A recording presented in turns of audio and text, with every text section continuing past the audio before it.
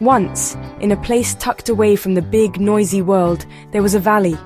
It was called Fluffle Valley, and it was the coziest, most colorful place you could ever imagine.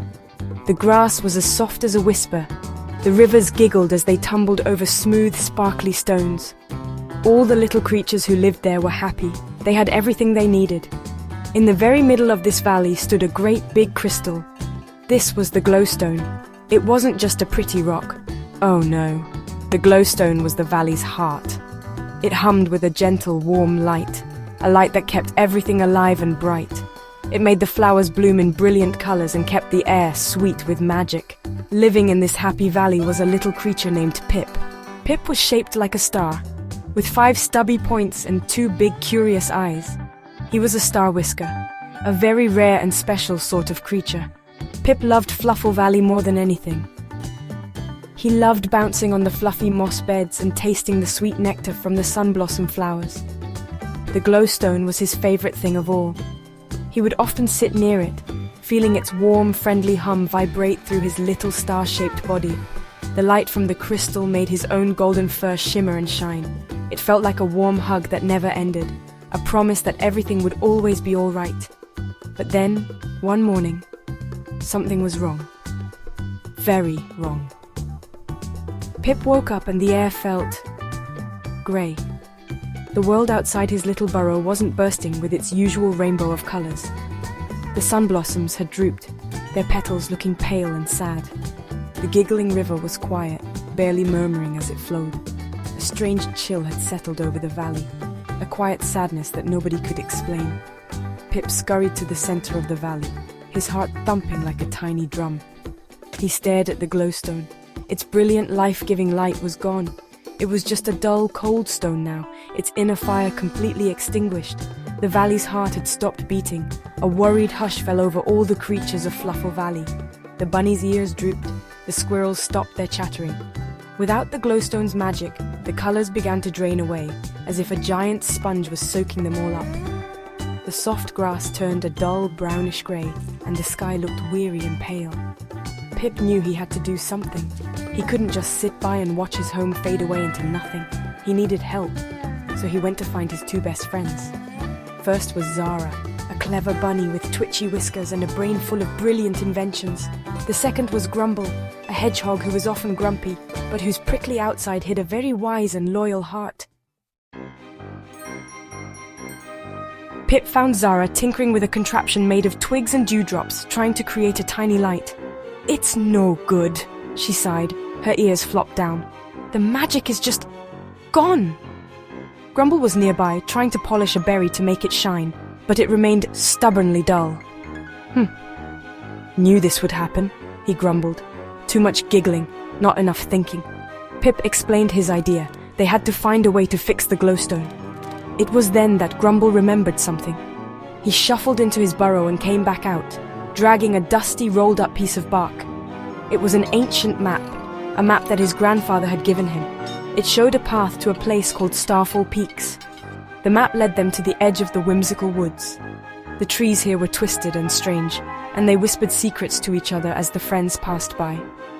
Little mischievous creatures called sprites, with eyes like shiny beads, peeked out from behind toadstools. They loved playing tricks. One of them zoomed by and snatched the map right out of Zara's paws. "Hey, give that back," she cried. The sprites giggled, tossing the map between them, but Zara was clever.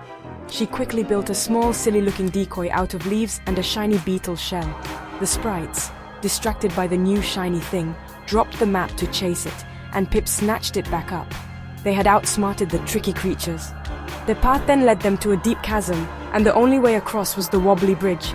It was made of old vines and creaky wooden planks, and it swayed wildly in the wind. Grumble looked down and gulped. "I don't like heights," he muttered, his quills rattling with fear. The bridge groaned and wobbled with every step. Pip went first, his little star feet surprisingly steady. "It's okay," he called back, "just don't look down. Think about warm honey cakes." Zara, ever the inventor, used a long vine to help steady the bridge for Grumble, who crossed with his eyes squeezed tightly shut, grumbling the whole way. They made it to the other side, their hearts pounding with relief and bravery. Just as they caught their breath, they heard a tiny, sad sound. Hiding behind a rock was a little star, no bigger than Pip's hand. It was flickering faintly, and its light was weak. "I'm lost," it sniffled, its voice like the chime of a tiny bell. "I fell from the sky and I can't find my way back." The little star's name was Twink. Pip's heart went out to the little creature.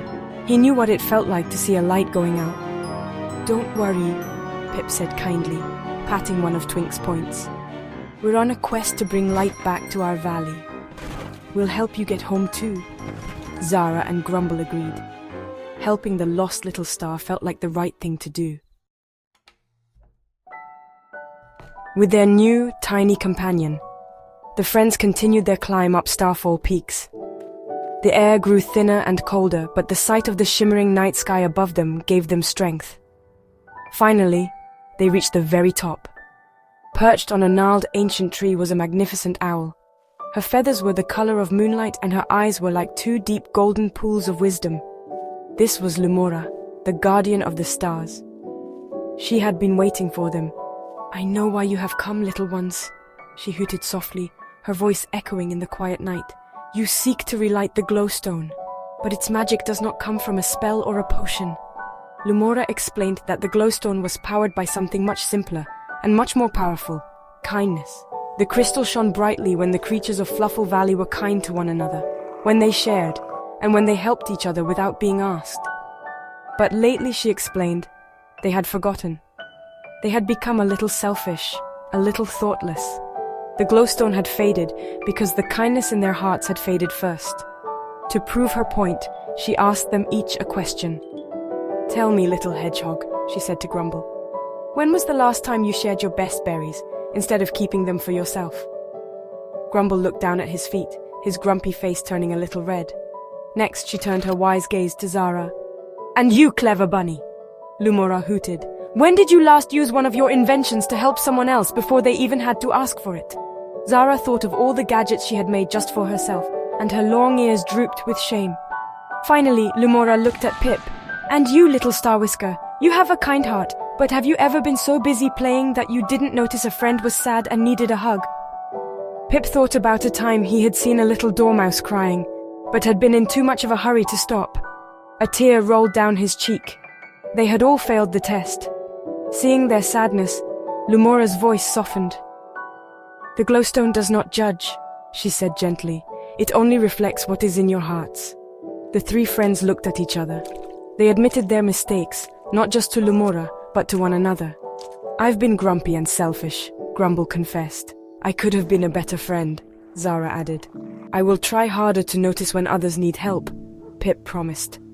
As they spoke these words, a change began to happen. Their hearts felt lighter, and as they looked at Twink, the lost star, they knew what they had to do. Kindness wasn't just about big adventures, it was about the small things you do every day.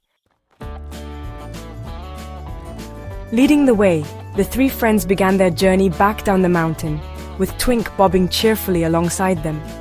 They promised the little star they would help it find its family in the sky. As they traveled, they practiced their new promise. Grumble found a patch of sweet mountain berries and shared them with everyone, even the sprites in the woods, who were so surprised they didn't even try to play a trick. Zara used her skills to fix a baby bird's broken wing with a clever splint made of bark and spider silk. Pip made sure to stop and ask every creature they met how their day was going, offering a cheerful word and a friendly smile to all. When they arrived back at the edge of Fluffle Valley, they were met with a wondrous sight. As they stepped into the valley with Twink, whose light now shone brightly from all the kindness it had seen, the glowstone in the center of the valley flickered. A single small spark of light appeared deep within it. As Pip, Zara, and Grumble walked towards it, sharing stories of their adventure and their promises to each other, the spark grew. With every step, the light became stronger and warmer, spreading outwards. The dull grey grass began to glow with green again. The flowers lifted their heads, blushing with vibrant color. The river started to giggle once more. The other creatures of the valley gathered around, watching in amazement. As the friends reached the glowstone, its light exploded in a beautiful warm wave that washed over the entire valley, more brilliant than ever before. The air was filled with magic and warmth again. Twink, the little star, gave a happy chime and floated up, up, up into the sky, winking a thank you as it rejoined its starry family. To celebrate, the creatures of Fluffle Valley held the first ever festival of radiant kindness. They shared food, sang songs, and told stories about helping one another. It was the happiest day the valley had ever known.